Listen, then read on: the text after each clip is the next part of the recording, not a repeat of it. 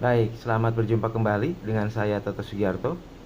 Kali ini kita akan membahas tentang fenomena terakhir terkait tahapan pemilu dan Pilpres 2024, di mana akhir-akhir ini sering muncul narasi-narasi yang kurang baik begitu ya.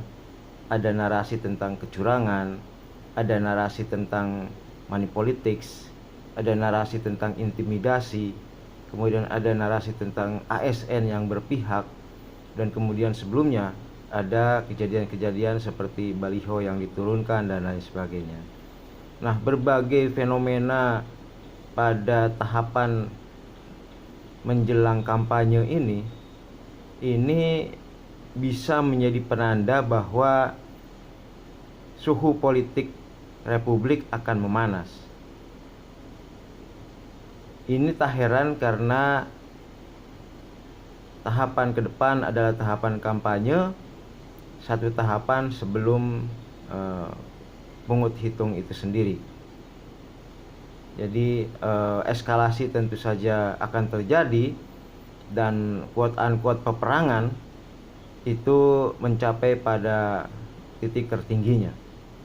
Maka tak heran jika terjadi pencabutan baliho, terjadi kemudian berbagai praktek money politik yang tujuannya tentu merebut suara rakyat, gitu ya.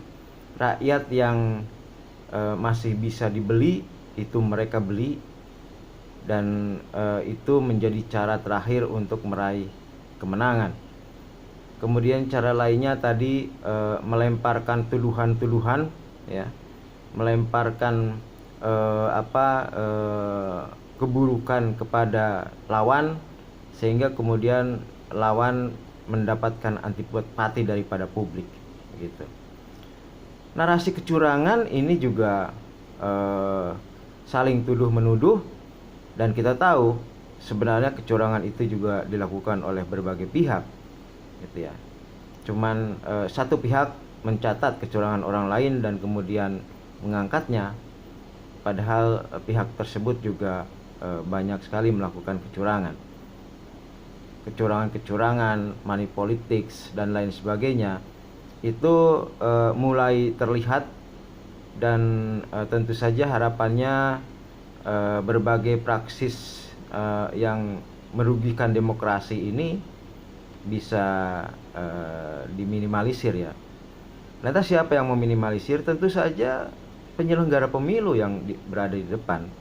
Dan dalam hari ini untuk memerangi kecurangan, money politics, intimidasi, tentu saja diharapkan Bawaslu menjadi panglimanya. Karena namanya juga Badan Pengawas Pemilu. Ya, ia memang harus mengawasi pemilu, memastikan bahwa pemilu adalah pemilu yang jujur dan adil, pemilu yang bersih, pemilu yang tidak ada kecurangan, pemilu yang tidak ada intimidasi, pemilu yang tidak ada money politics, dan pemilu yang tentu saja tidak melibatkan pihak-pihak yang seharusnya netral seperti ASN, TNI, Polri, dan aparat desa. Kalau sekarang terjadi dan Bawaslu diam saja, tentu saja quote-unquote dosa terbesar ada di Bawaslu. Karena Bawaslu lah yang berkewajiban untuk menindak itu. Belum ada satupun yang ditindak.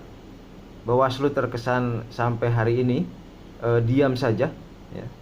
Sampai hari ini di mana pasangan capres-cawapres sudah terbentuk, kemudian caleg-caleg juga sudah katakanlah diumumkan, dan perilaku-perilaku yang diduga melanggar itu sudah banyak terdengar, tetapi Bawaslu memang masih diam saja. Jadi kita harapkan dengan video ini bisa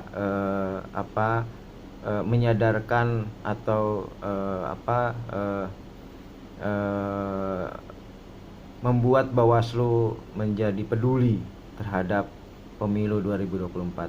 Semoga Bawaslu peduli terhadap pemilu 2024 agar pemilu dan Pilpres ini berlangsung luber jurdil, gitu. Kemudian pihak lainnya tentu saja pemilih itu sendiri. Pemilih setidaknya jangan menerima uang suap, gitu ya. Kalau menerima ya tetap saja jangan dipilih orangnya, gitu. katakanlah rakyat ini butuh untuk makan, ya tidak apa-apa diterima, tetapi jangan pilih orang yang menyuap. Karena belum terpilih saja sudah menyuap, bagaimana sudah jadi pejabat publik? Tentu saja ia akan melakukan korupsi gitu. Ambil saja uangnya tapi jangan pilih orangnya, istilahnya seperti itu. Tentu saja idealnya adalah jangan ambil uangnya, jangan pilih orangnya. Itulah perang kita terhadap money politics, ya, perang kita terhadap kecurangan. Adapun intimidasi, tentu saja kita harapkan berbagai pihak yang memiliki kewenangan tidak melakukan intimidasi memihak pada salah satu pasang calon misalnya, karena pasang calon itu adalah pasangan yang didukung oleh penguasa. Maka dilakukan upaya-upaya untuk memenangkannya. Saya kira sebaiknya jangan, seharusnya jangan. Aparat itu ya, kalau dia aparat pengamanan, dia mengamankan. Aparat birokrasi ya memastikan jalannya birokrasi itu berjalan dengan baik. Adapun siapa kepemimpinan ke depan, itu serahkan pada rakyat. Jangan rakyat diintimidasi, jangan rakyat disuap-suap, ya, jangan rakyat kemudian diarah-arahkan, biarkan rakyat untuk menentukan dirinya sendiri. Jadi berbagai pihak tentu diharapkan bertindak secara arif, secara bijaksana. Pemilu adalah sarana kedaulatan rakyat, jadi hormatilah kedaulatan rakyat tersebut.